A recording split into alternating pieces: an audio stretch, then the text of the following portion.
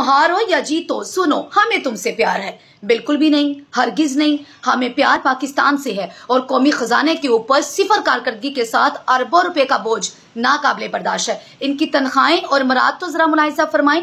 Chief selector और head coach की माहाना salary 32 lakh रुपया है और 31 डायरेक्टर और जनरल मैनेजर हैं जिनकी तनख्वाह 10 से 15 लाख रुपया है और वकार यूनुस समेत 5 कोच हैं जिनकी सैलरी 20 लाख रुपया फी कोच सैलरी है। और अब जरा आ जाएं इन खिलाड़ियों की जानिब। ए कैटेगरी के कप्तान समेत ए कैटेगरी के खिलाड़ियों की तनख्वाह 60 लाख रुपया है, बी कैटेगरी 45 लाख रुपया, सी कैटेगरी 17 लाख रुपया। और एक सहाफी खातून सिर्फ इस मकसद के लिए कि पाकिस्तान मैच हारा या जीता, उसकी तनख्वाह अलहदा और इन तमाम के साथ इनकी मरात भी अलहदा है।